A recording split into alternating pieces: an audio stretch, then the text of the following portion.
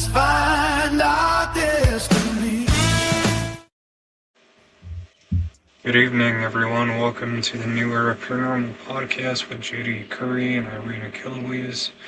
We are joined by our guest today, Mich from Black Lantern Paranormal, the Gettysburg Paranormal Group.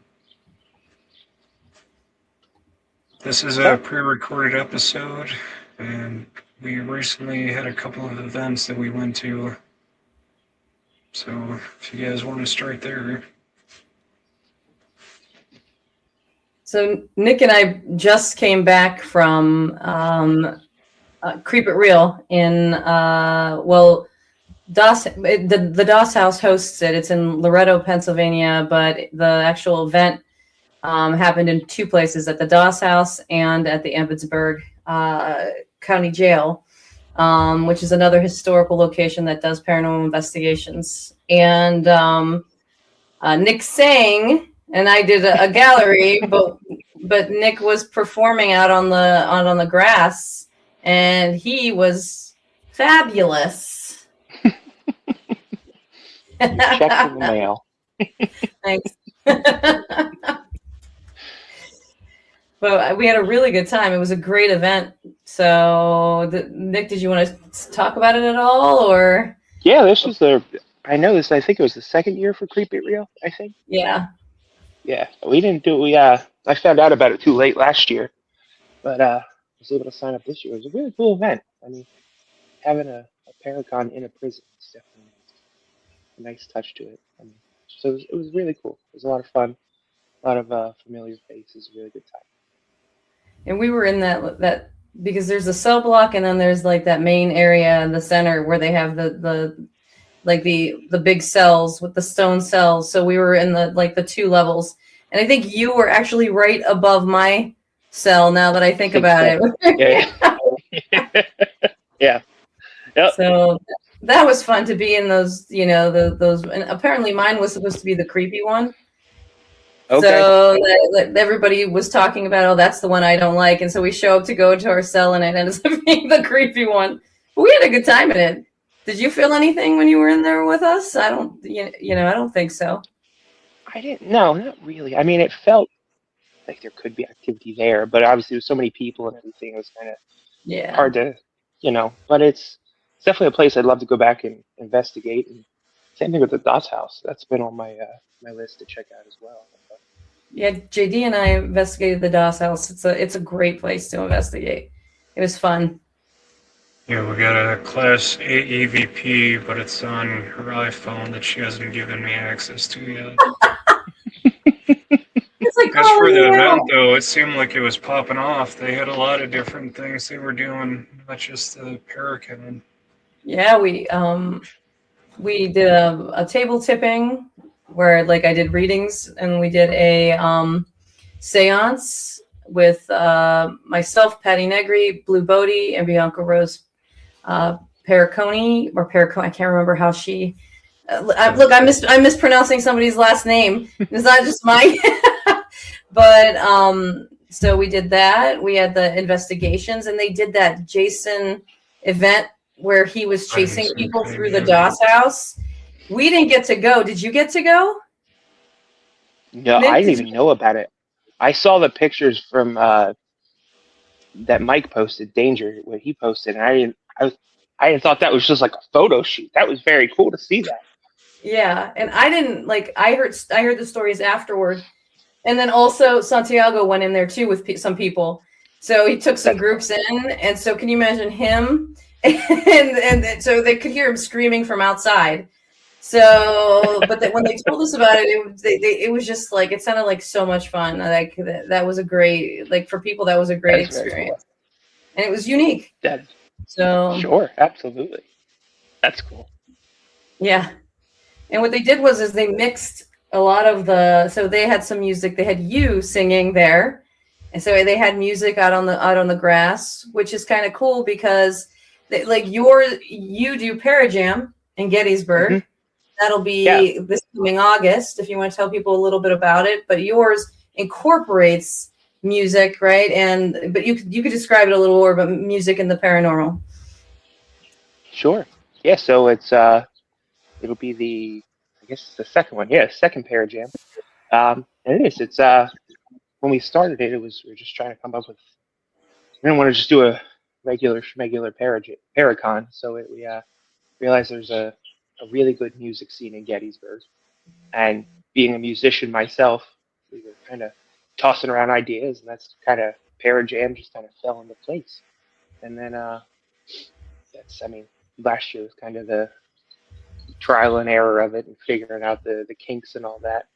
But it's yeah, we have speakers and then musicians and kind of trade off back and forth. And this year we're going a little bit bigger. We last year we were at the orphanage, and now this year we're at the rec park. So we have some more speakers and more musicians. It should be a good time. More vendors and everything. So, yeah. Do you have any spots left for vendors? Or are you totally full?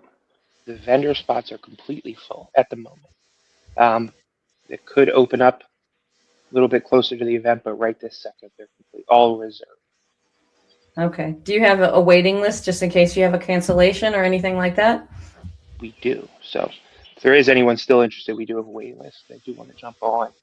If any spots would open up, it'd be like mid-July, so it would kind of be a little last minute, but if anyone really wants to be there, that could probably be when we figure out if there's any spots available. So should they reach out on Facebook or just keep an eye out? Yeah. So I'll probably end up making a post. It'll be on the Gettysburg Parajam Facebook page. All the contact information goes directly to us at Black Lantern, but they can shoot a message to the Gettysburg Parajam page or to the Black Lantern Paranormal page. Either go to the same group of people, so they'll all work out that way. We'll send you an application, everything. Awesome. So Henry, go ahead, JD. you changed the venue because you had such a engagement, right? This past year. Change the venue for a couple reasons. So the turnout was, I guess, what I probably expected for. Again, we kind of threw it together probably a little last minute last year. It was kind of rushed a little bit, but I mean, you guys being there, it was crammed in the orphanage. It was so. It was tight. It was still fun though, but yeah, it was a little tight in there. It's when we envisioned it and we were going through and looking at the art, it was like, oh, there should be a ton of room. And then the day of, when we're putting tables up, I'm like, oh, there's not a ton of room. So, so one for that, just I guess kind of everyone's comfort kind of thing. And then still wanted to find something that it's mostly indoors at the rec park. There's a big room in the back of the main building. We'll have most of the vendors and then the speakers and everything like that. We have a big pavilion outside that's all covered and everything. So it was just trying to find another spot that would be, it fit and be more comfortable for everyone. We can probably get a couple more vendors, which I think last year we had like 27-ish. Now we have, with the speakers, I think we have about 40. And then it just gives us more room to try different things out. We have a hearse club coming, so like we have space for that kind of thing. So it just it opens up more doors to explore different opportunities and get people excited. And it's not far from the original location. It's just a few minutes down the road from the orphanage. Yeah. If you removed all the buildings from Gettysburg and walked out of the orphanage and made a left, you would almost just hit the rec park. So it's walk-wise, it's really only like 10 minutes from the orphanage. As the crow flies, isn't it? Exactly.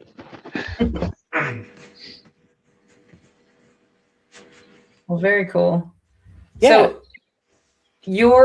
So you started Black Lantern Paranormal, and Black Lantern Paranormal is one of the hosts of Parajam, your paranormal team.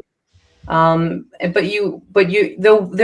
there be investigations with the orphanage and the because you currently work and handle the investigations at the orphanage and the Jenny Wade House, correct? Mm-hmm. Yeah. Yeah, So so that, go ahead. Sorry.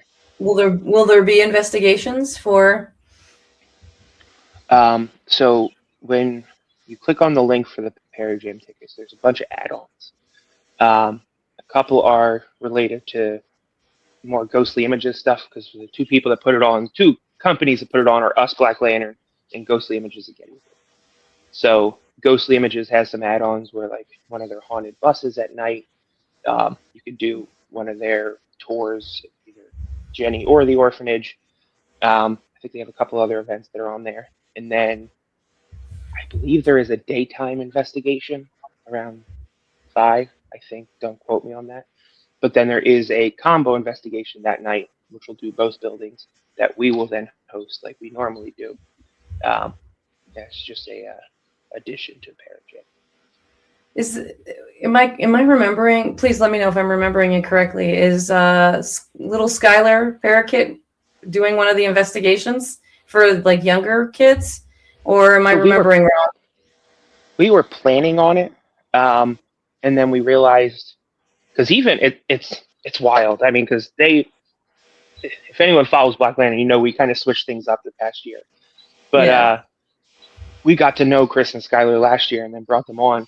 I mean, she's only 10, but she does so much. It's crazy. I mean, she does as much as the adults do. So it was after talking things over with Ghostly Images and everybody, we figured it's probably best that we keep everybody at the event so we're not pulling people away who know who to point in the right direction and things like that. So we pulled back on that one. We'll probably end up doing one probably next year and probably like advertise it. And it'll probably be like a separate thing where we'll do a couple like a junior investigation where people can come out, and Skylar will kind of be the main one running that, and we'll be there with her. But it was initially part of the plan, but it's just pulling people from the event, us and Skylar, just into ourselves made it seem to make things a little more complicated. That makes sense. I think Yeah. she would be good hosting the junior investigators. Absolutely. Absolutely. So do you want to tell us a little bit more about who will be coming to your event? And Absolutely. this way you can kind of promote your Sure. speakers. Of course. Well, I got 2 of them sitting right here. So That's exactly why I asked the question. I'm trying to go over everything in my head, who we all have. So obviously you guys are coming, which is fantastic. Going back to Creep It Real, I know Bianca was there. Bianca will be at Parajam as well. We had Dave Giuliano last year. Dave Giuliano will be coming back. We had Mary Jo Chudley. She was at Creep It Real. She'll be at Parajam. We have Her a dolls team out are of West amazing. Virginia. Her dolls are crazy. It's insane. It's stupid how crazy her dolls are. It's insane. Lindsay made one at the orphanage during one of her classes last year, and it's in my house now, and I don't like it. But and it follows you back and forth. Exactly. We when we brought Chris and Skylar on, they were friends with a team out of or they met a team out of West Virginia called, I believe it's Old Spirits Investigation. I could be quoting that wrong. My brain is not working correctly. They're a speaker as well. Let me go through everything. Dave, you guys. And then we have the guys from Nesper. Anyone not familiar with Nesper, that's the Ed and Lorraine's paranormal team that they created back in the 50s. So Chris Galoran, the lead investigator, he's going to be one of our speakers. Wade Kirby, another one of their lead investigators. And also, I don't know if he puts the label of a psychic medium, but he's also a psychic medium. And not officially a member of Nesper, but works with Nesper enough that I consider him one, is Father Bob Bailey. And he's been trying to think what else he's been on. Paranormal State with Ryan Buell. He's worked with Lorraine for years, worked with Nesper for years, and he's kind of the go-to priest for them whenever they do events, especially with Annabelle and things like that. And then we just added one final guest that to some may find a little controversial, but it's it's exciting no matter how you look at it. So we added Arnie Johnson. So anyone who is not familiar with who Arnie Johnson is, I'm sure most people that are into the paranormal have watched the movie The Devil Made Me Do It. That's Arnie Johnson. So Arnie Johnson, he's going to come out. He's going to talk about what happened. He has a book. He's going to have his books there. So he hasn't done a whole lot of these events before. He's done two of them with the Warren Paracons. And we were kind of just talking back and forth a little bit, and it came up that he was interested in coming out, and everything kind of worked out. And I mean, again, unfortunately, no matter how you look at it, it's a big piece in paranormal history. No matter which side of the compass you fall on there, and at the end of the day, and the only reason I'm going into it is because I know people are You've been getting a lot of getting some support and some backlash. You're getting both. Sure. So, and it is a big piece of paranormal history, especially for Ed and Lorraine Warren. I mean, they based an entire movie on it. Sure. On it. Absolutely. It was the first case ever that tried to use demonic possession as a defense. Now, obviously, the court system said you can't use that, and he ended up using self-defense and was convicted, and he spent time in jail and he served his time. But at the end of the day, and even until Ed and Lorraine passed, they always believed that it still was demonic possession. And it's, you can come out and talk to Arnie himself. He's going to do a Q&A and get his take on it. But, they didn't just throw it out there just to, get him off. It was, it was a legitimate thought process and reasonings behind it. If you really followed that case and not just scrolled through social media for a couple minutes and said, "Oh, this is that and this is that," let me say it. Oh, he's not. If you actually really dig deep into it, it made sense. So we were excited that he wanted to come out, and we made some space, and so he's going to do a Q&A with the guys from Nesper, because they've all been. He stayed close with Ed and Lorraine even after everything. So then was close with all the guys from Nesper. So Nesper will talk, Father Bob will talk, and then Arnie Johnson's going to come and do a Q&A. Chris is probably going to moderate that, and yeah, it should be exciting. Again, it's a little risque, but it's exciting, and it's if you're into the true crime, I mean, it's true crime as it gets. And then if you're into the paranormal, why not? Yeah. And he's a really nice guy. I mean, I've talked to him several times on the phone, and I know a lot of people that have met him in person, and he's like, cool dude. So I'm excited. So from what I hear, now he's just like a model citizen after he, was released from prison. So, I mean, before everything happened, he was, seemed to be a good person. He leaves prison. He seems to be a good person. It's that in between. But, there are people that, they lost somebody that they care about. And there's the other side of things. And so I just want to ask, as devil's advocate, just for the other side, are you doing whatever you can to kind of be attentive and sincere for those people as well, like not to make it something dramatic or crazy, but to just make it something informative and helpful for an understanding? Absolutely. And that's the whole reasoning behind it. And I tried to word the announcement the best way possible, because yes, at the end of the day, somebody lost their life. I mean, it's no matter what the reasoning was behind it, there's one less person now on planet Earth because of the scenario. And none of this is to, glorify a death or anything like that, or glorify any type of crime or anything like that. It's we're just taking the facts around what happened and the case and everything. And again, it was a big deal. So it's not to glorify anything. It's more to, if you're curious about it and want to genuinely know what happened, come and talk to Arnie. I mean, he's open about it. He's willing to talk about it. It's not we're not putting up a big banner talking about, hey, come talk to some convicted criminal or anything. Like, it's not about that. It's come out and, I think it's hear really his side interesting. of things. Yeah, well, I think it's really interesting though to see, everybody can have an opinion, right, about what happened. But to see the Right. person for yourself, to have them say things, to have them talk about things, then you can decide, do you really think that, you don't believe him, or do you believe that maybe he was possessed?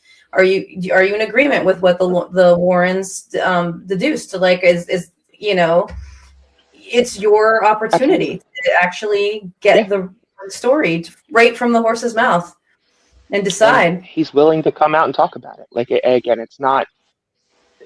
I know that's what most people are upset about, is that it's, again, it's hard to.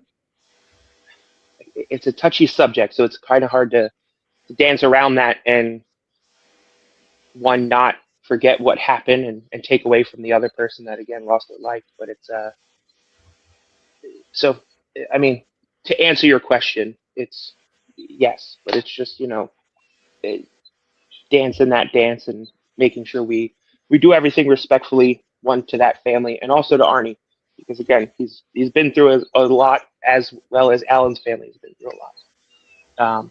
So it's just trying to approach it as respectfully as possible for everyone, and then we ask everyone that's showing up, again, be excited, be interested, be angry. I don't care. Show up and show up for the Q&A. Ask your questions. He's willing to come out and interact and do this.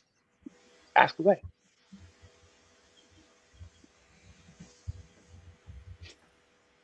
So, for you now, like the Parajam and the Paracon, from what I hear, having participated in a lot of these events, I mean, it's a big undertaking to take care of something like this.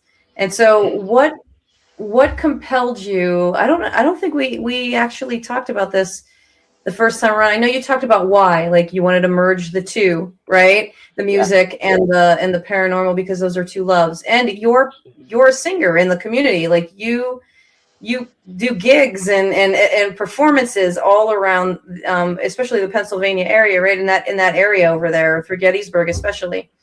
So that's pretty cool if you want to talk a little bit more about that. But then what led you to say, okay, I'm just going to take on this gigantic undertaking and the stress of handling it all, and start my own Paracon? It's a good question. I don't know. I've asked myself that on a lot of sleepless nights. It seemed like a good idea.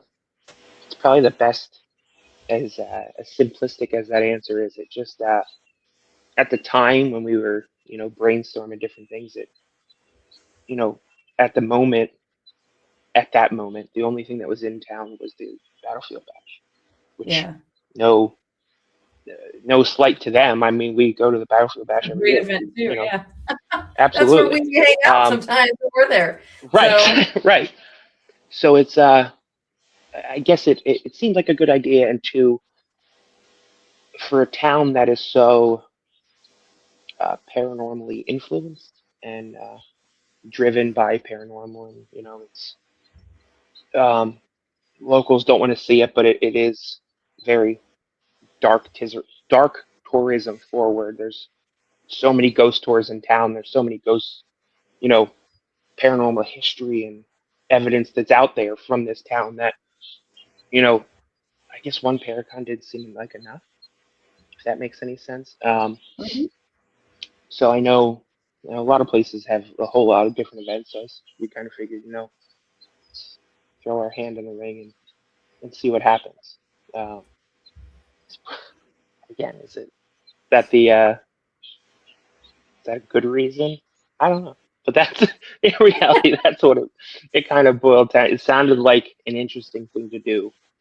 Um, I don't think at the time any of us really thought like, oh, this is gonna like be overwhelming. And it's I don't think anyone anticipated how much work it actually was to put into it. Um, but after That's what seeing happens it when come to you fruition, start anything. right, right.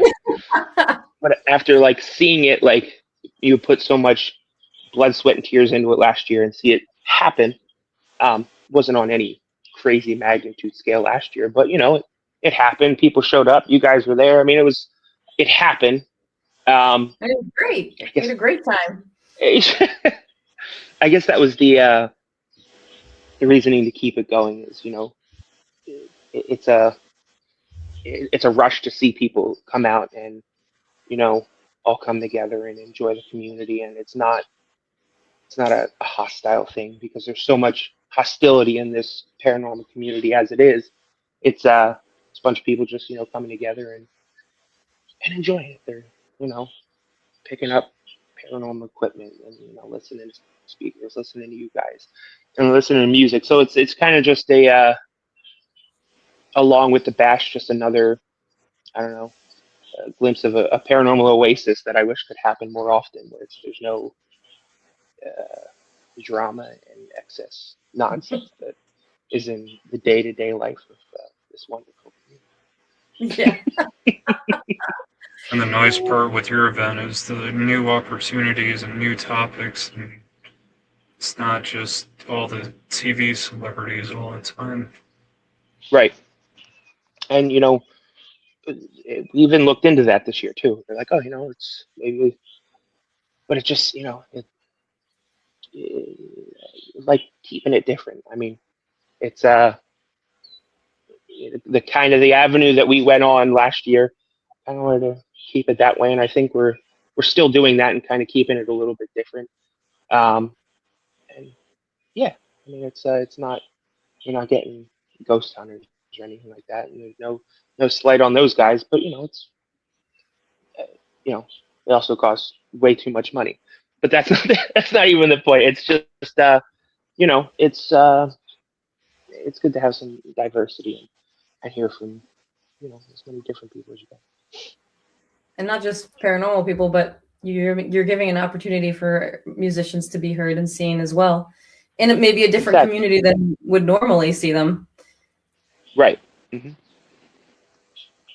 So that's kind of that's interesting. So okay, so Black Lantern is doing Parajam Paracon. hmm But that's not all black. And we talked about the Jenny Wade House and the orphanage and all of that. And but you can kind of let people know a little bit more, I guess, on that in that respect. But Black Lantern actually is an investigative team as well on your own, hmm and you like to go and do investigations. Can you give a the people that are watching or new people watching, a little bit more about the mission of Black Lantern and what you do other than working on the Paracon? Sure. Absolutely. So, like you had mentioned, we host those investigations at the Jenny Wade House in the orphanage. So we work hand in hand with Ghostly Images of Gettysburg. They're the company that own that building and those buildings. Can't talk to them. And they brought us in kind of as the quote unquote house band to host those investigations. And then outside of that, um, we've slowly grown a reputation, and it's incredible to have of when people in town, whether they move to town or they've been here forever and don't know what to do, when they're experiencing something, relatively paranormal, we get calls all the time. And that's really the reason why we started it is to help people. It wasn't to, you know, start a Paracon or host investigations or anything like that. In reality, when we started Black Lantern, the first thing we said was, we're not giving tours. We're not doing things for the public.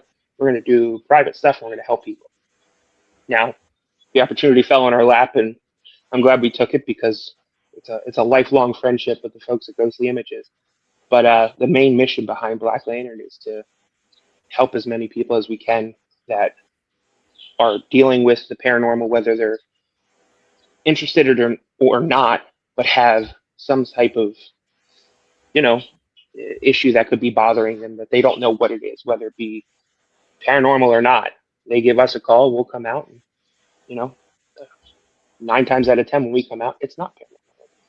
But that 1 time out of 10 when we do, and we can get that people answers, and so I don't feel crazy now that they're, it's my Aunt Susie here or whatever, or it's, oh, it's not a demon in my house because everyone wants to think it's a demon. Um, so that's the reason why why Black Lantern started initially, is to help people out. One, here in Gettysburg, and two, really anywhere. We've gotten calls from kind of all different places, and it's just to help as many people as we can and get the answers to those people, and do what we can to help. Where can people reach out to Black Lantern? Where can they find you so that they can ask for help if you want to do a private investigation? Absolutely. So either Black Lantern Paranormal on Facebook or Instagram. You can send us an email at blacklanternparanormal@yahoo.com. You can, on our Facebook, has my wife's personal number. You can call her. She's our go-to person, or I can't think of the word. But when you reach out to Black Lantern Paranormal, when you call, you're going to get my wife. And Your communications manager. How's that? thank you. There we go. Exactly. And if it's if you're looking for help, she'll talk with you for as long as you want to talk, because she loves to talk, and she's there to listen, and loves to do it. And then we'll set up a consultation. We'll come out, take a look, and see what's going on. And if an investigation is needed, we'll set one up. If not, and we can help you in another way, we'll help you in another way. But it's really to help out the community and help out whoever we can. And you're willing to travel within Absolutely. a certain radius, or? I mean, we just made for the Paracons, we just made one of those pop-up flyers, or banners, and I mean, we put all 50 states on it. So I mean, there's all 6 of us agreed to put that on there. So there's really if we can do it, and we can come out and help, we absolutely will. We've had people, I'm trying to think as far, had people from New York reach out, had New Jersey, had New York, and a lot of the tri-state area at the moment. But I mean, if you need help, I mean, give us a call. I'm more than happy to help out. That's very cool. And do you charge? No, absolutely not. Should never have to charge for that. There's no. There's a lot of choice words I could use with that, but no. No, but no. It's a passion of ours. It's even if it's, again, had so many words, walk away, and it has genuinely nothing to do with the paranormal. The fact that at the end of the day we could help so and so out with that issue, and calm their mind that it's nothing paranormal related, and point them in the right direction of whatever it may need. It's it's, we get the satisfaction from helping people. And again, if it is then paranormal related, and that's what we find out, I mean, it's the cherry on top for us, I guess. Yeah. Have you ever had anything like a profound experience on a private investigation, or I mean, if not a public investigation, where it's kind of changed your perspective on things in the paranormal world? And look, it doesn't even have to be paranormal. I guess it could be just personal experience with the community. But have you ever had anything profound happen that has shifted your perspective on the paranormal, on life, on whether there is there are ghosts or spirits or real paranormal experiences? That's a good question. I can say a lot of the privates have me a lot more hesitant to, at first yell paranormal, because there's been a lot of times where it, it sounds like it's going to be the craziest thing ever, and it's completely not. It's a completely different scenario. But I'm trying to think like a specific paranormal experience that could have. There is, but I don't know how to say it without like, um, I guess intruding on somebody's personal life. If that makes any sense. Um, Because it was in one of those privates, and it was I mean, I can dance around it a little bit. I mean, we had a family call us, and they were having, you know, issues, and there was issues that stemmed outside of the paranormal. And it was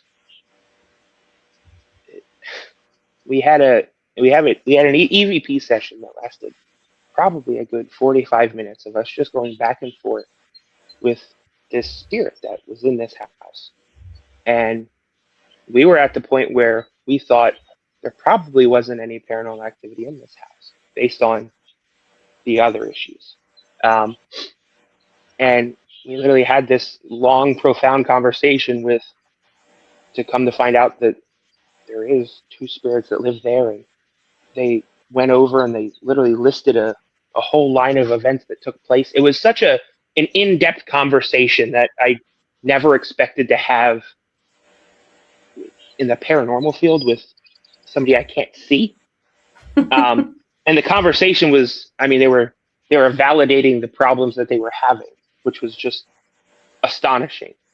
To think that like they were upset about it and wanted them to change different things or whatever. It was just it.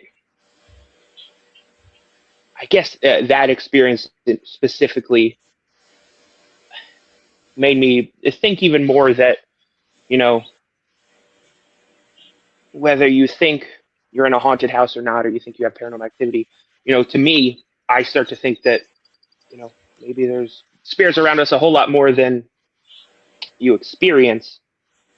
But what I'm trying to say is, even though you may not experience them, probably still around, because based on that whole interaction, they were relaying things off for the past year, and just, I mean, it was just, and this family had only had experiences for like 2 months, and they were just relaying different like events that had took place, and it was very interesting. So it just, I guess it made me think of, you know, not in a creepy way, but like there's probably, you know, folks around watching, and just, you know, even though they might not be interacting, but they're there. They're definitely there. Yeah. So this was all through EVP. Yeah. It was Yeah. not like the spirit box, or it was all EVP. That's pretty crazy. And then when we would play it back, and we were like, and we would hear an answer and be like, wow, is that really what happened? All the REM pods would go off. So it would validate after we're listening. It was crazy. And I wish it wasn't a private investigation and we could share it, because it was genuinely wild. But then there was so many other personal aspects to it, and it was one of those cases that even with, there was paranormal activity and then they had other personal issues, we were able to help with both, and kind of point that specific case in the right direction, to the point where they called Lindsay 3 months later and like, oh, you know, things are a whole lot better. Thank you so much. And so it was that specific one kind of sticks in my head of just how in depth that conversation was, and for a family that had said we've had experiences for 2 months, and this is, sounds like they've been in the same house with you for a long time. So. And how that impact, like the impact that you had in by doing this, that's Sure. amazing. Absolutely. To make someone else's life a little easier, a little safer, you know, how, you know, you can't put a price on that. That's why, you know, helping people in this way, you know, I do feel like it is a privilege to do something like this, especially for somebody to let you into their personal life, into their home, you know. Sure. It's, you know, it takes a lot for them to find that trust in you and let you do that. And that, you know, And then some are, let us in the house and then leave. Like, yeah, I can leave you in the sometimes, sometimes certain situations call for them to stick around, sometimes not. But a lot of the times they just met us, and a week later, all right, get out of your house. These strangers are going to be in your house now. So it's crazy. It really is. Yeah, that's a big point. Oh. Judy, do you have So, anything to ask? Go ahead. yeah, earlier in the year, we both ended up doing workshops at Penrose. So, Yeah. and I was pretty fascinated by the information that you were sharing about your local, like, working in the area and getting to know the haunted locations better. The stories that you have Hmm. was actually. What was the last part? You cut out there. Is that which locations are actually haunted? Do you want to talk about that a little bit? In Gettysburg, Yeah. you're talking about? Yeah. So let me put it this way. A lot of the places that claim paranormal activity in Gettysburg have paranormal activity. Are the stories that they then decide to share with you factual? Do your research. And I don't want to call anybody out specifically. If you were at the Penhurst workshop like you were, I call people out, but at the same time, there was only like 25 people there. So, um, if they're claiming activity, chances are there's activity there. It's for some reason this town has a tendency. I don't even say the town. There's certain companies within this town that feel it's necessary to go and stretch the truth to the point where it's, you know, if there was a Johnny and, you know, he fell off a boat, that would be the story. Here it's not even Johnny, it's Jeff, and he flew an airplane and it crashed into a building, it exploded, and then his body parts went everywhere, and it's in everyone's yard. So it's a lot of stories get taken like one little small plot and then either get stretched to the point where there's no facts within it at all, or they completely just get made up. So don't don't trust your local ghost company just everything that they're telling you. Let's put it that way. Just if you're truly fascinated in the paranormal and you come to Gettysburg and you do a ghost tour and you're fascinated by it, follow it up with some research. That's what I did before I lived in Gettysburg. I would come here and I would do the ghost tours and the investigations, and then at 2 o'clock in the morning when they're done, I'm researching. Like I was researching the history of Sachs Bridge, and there was never Confederate soldiers hung on Sachs Bridge, but somehow that came up, and now that's a prominent story here in town. That they hung 6 soldiers. They hung 6 soldiers at Sachs Bridge, and it was one of those things that I found out just from being the kind of person that want to know the facts and want to know that what I'm being told is factual, because it's such a fine line in the paranormal, and everyone has their opinion on it, and it's hard to prove everything within the paranormal. So what I can get 100% facts on, I'd like to. So I would research all these stories and you know fish out the actual truths and things like that. And then when I live here now, and as Black Lantern, we've then be able to fish out even more stories and figure out what's true and what's false. Um, there's just a lot, and I'm not going to call out certain companies like I did at Penrose, but it's just you know, if you're just in it just to hear a cool, interesting story, listen away. If you're in it truly because you're passionate about the paranormal and you want to know more about certain locations and things like that, enjoy the tour, have a great time. Make sure when you get back to your hotel, do some research, or do some research beforehand, and then maybe correct your tour guide when you're there. That's always a good time too. I've done that a couple times.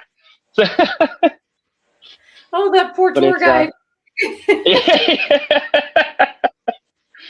But the claims of paranormal activity themselves are usually not false. It's the stories that take place within that paranormal activity that get really, really, really faded. It's kind of like the game of telephone. Over time, as it passes from one person to another, the message changes. And So give there's it some more in foresight. right, and there's one specific in town that I think has been drilled in so many people's minds for so long that either that energy was actually created and now it responds to that specific thing, or whatever's there is just playing games in response to it. But factually, what they say is there, and that specific person doesn't exist. But people get claims that they get responses to that certain scenario and that person. Is it an egregore kind of situation? Maybe. Or is it, is it a Confederate soldier that thinks this is hilarious and is playing along? I don't know.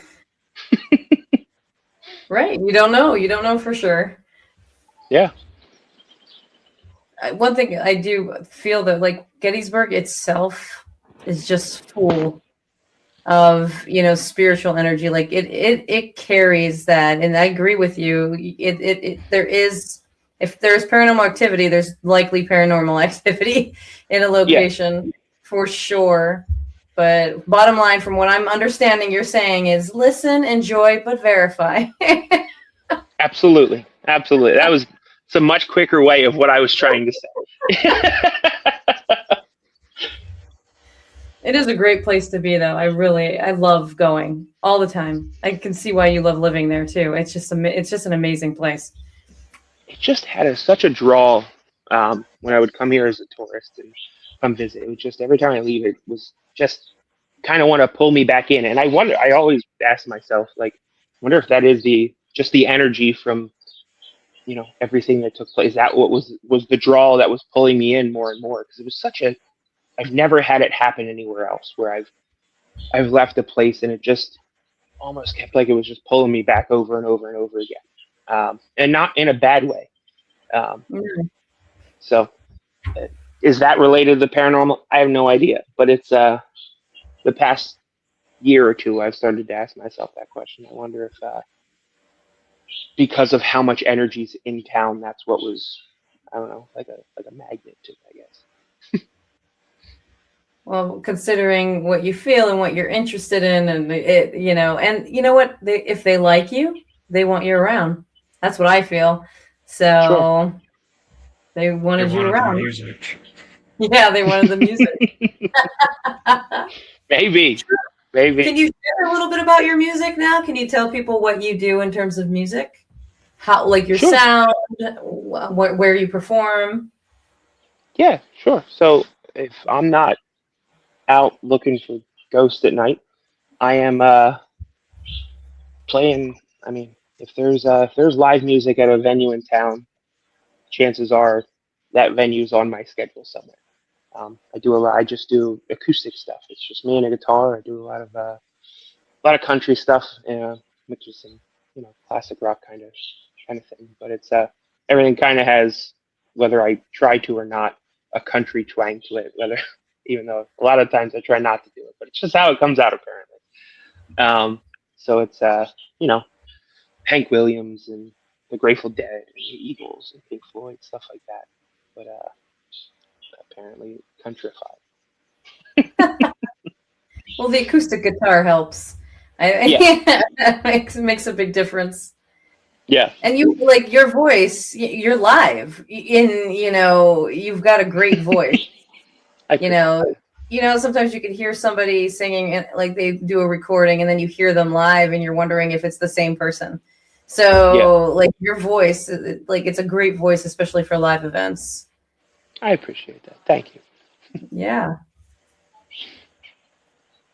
So you have a pretty close relationship with Nesper, and how has that helped you in kind of like your paranormal life and your paranormal investigations, like how you approach things, how you look at things, their guidance? Have they been I'm assuming a great guide to you, but have they been good guides to you, things like that?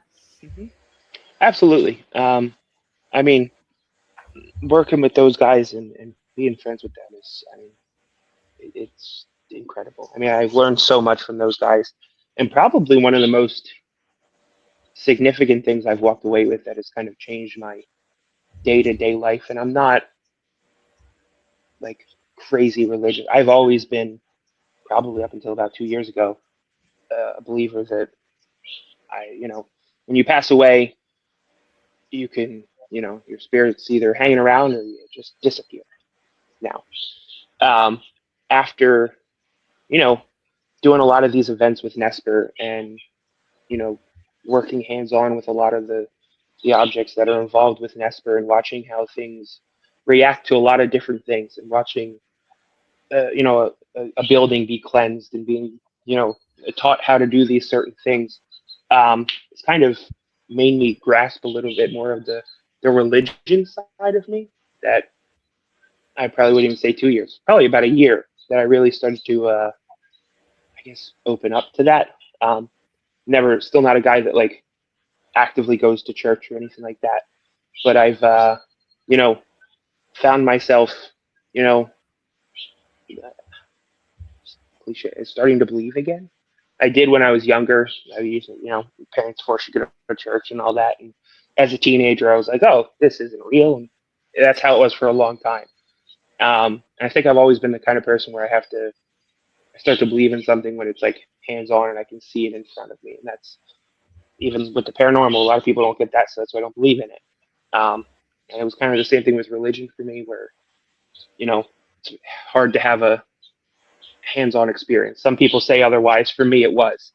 But watching the paranormal and religion blend, because the Warrens and Esper are so heavily involved in both of those, a lot of it made more sense to me, and watched again things react differently to, religious provocation, and you're, in the room with Annabelle, and things feel heavy, and then Wade goes around and does a fumigation, and the room feels completely different.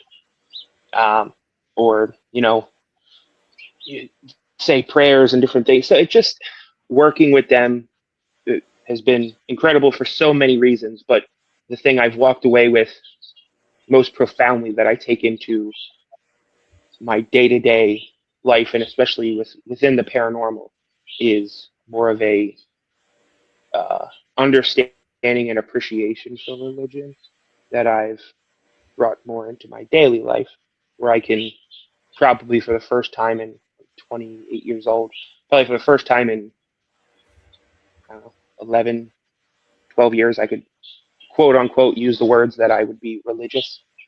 And so that's probably the biggest thing. I mean, I could probably talk for another 54 minutes about, and plus more, about stuff I've walked away with that I've learned from those guys. But that's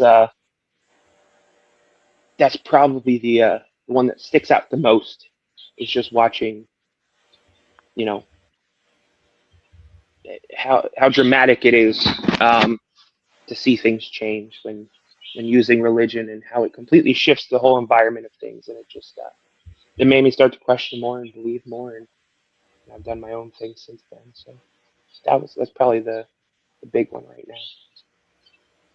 That's pretty cool, because it's an approach. It's kind of like a split in the paranormal world.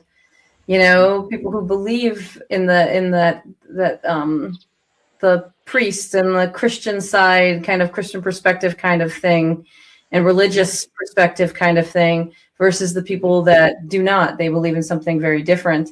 And so I think, having both perspectives now, like having seen their perspective, I've started from the religious side, right?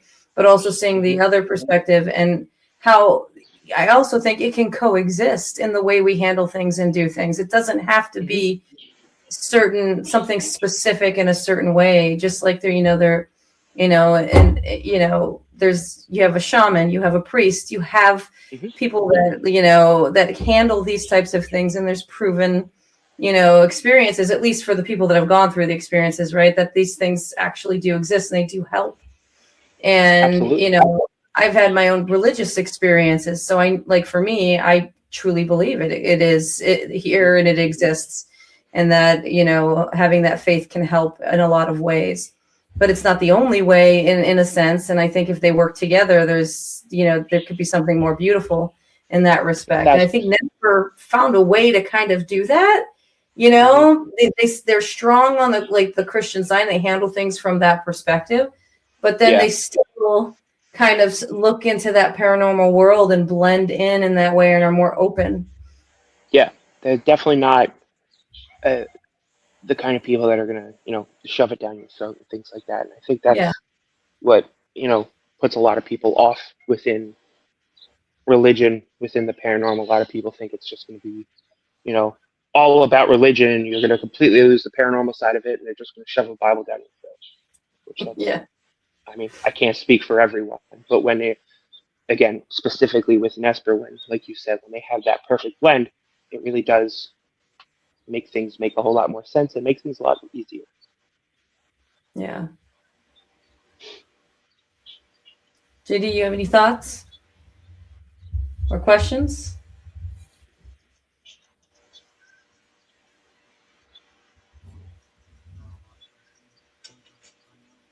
Okay, so with having worked with Nesper and talking about your experiences, how do you handle, skeptics, people that give you a hard time? Like you again, like you mentioned to earlier, you can have people that disagree, or because one thing we know in the paranormal field and paranormal people against paranormal people, it's pretty tough that, there's a lot of people out there trolling or bullies or things or people wanting to get famous off of hurting others, So how do you approach it? What is your, what has been your perspective, and have you changed your mind on how to do things or how to approach things when it comes to this type of thing? I have the biggest thing I've probably stopped doing is, don't take this the wrong way, caring. Um, you know, eh, if you don't I'm gonna believe go it, cry. No, just kidding. like if a piece of evidence I show somebody and okay, I don't care. It's not. If some people are completely against the paranormal, something, or some people just want an apparition to appear in front of them, or they don't believe it. For a long time, I'd be like, well, and try to explain things more in depth than necessary. Obviously, if people have questions, I'm more than happy to explain anything to anyone. But it's just before I would, I guess, try to go above and beyond to explain a certain piece of evidence or things like that. And I guess I've gotten to the point now where you're either going to believe it or not, and if you don't believe it, I don't care. You know what I mean? It's that's probably the biggest thing. Is I got tired of trying to convince people. Um, you know, eh, I know what's real and what's fake, and I try to stick with that. And so does the rest of the folks in Black Lantern. So you know, eh, I for a long time I've always been we had a conversation about this before the other day. Uh, a people pleaser kind of person, and want everyone to kind of be on the same page and things like that. When it past year or two, it's really been it's not your thing, it's not your thing, and if it's not, don't ask me a million questions about it because no matter what I say, you're not going to believe it anyway. It's that kind of thing. It's if you're just looking to have the argument about what's real and what's not what I'm going to do anymore. It's it's, if you like it, you like it. If you don't, you don't. Whatever. You just give the information, Exactly. and And you do what you want with it. Yeah. Like perfect example, and I still don't know why. We have one clip we've posted on Instagram that we did from a private investigation last year, and it's like I'd say like a half apparition. And we were very excited about this piece when we got it, and I held on to it for a while. And recently, with the other team that we investigated with, we so let's post it. Why not? And I still don't know how, and it blows my mind. I still get notification. It has 500,000 views and like 13,000 likes on Instagram, which is like the craziest clip we've ever posted. We've never gotten a, but the comments of that, 60% of them are, "Oh my God, that's absolutely nothing." Before, I would go through each comment and be like, "Well, no, it's this." Now I don't care. The 40% of the comments that are like, "That's crazy," I'll like them. And now I don't interacting with people that, just want to, stir the pot. It's just not. At one point, was very much something I would do. I just don't have the time of day for it anymore. Yeah, you have to have pretty tough skin to do the stuff that we do. So yeah, you do. Just from outside critics and again, people within the paranormal. I'd love for one day somebody just snap their fingers and everyone love each other within this community because it's hard, man. Yeah. It's hard sometimes, that is for sure. But the experience we had this past weekend, it was not hard at all. Absolutely, I agree. Experience at Parajam and and even the bash, like those experiences are usually positive. That's usually more positive interaction with people and support. A lot of supportive relationships.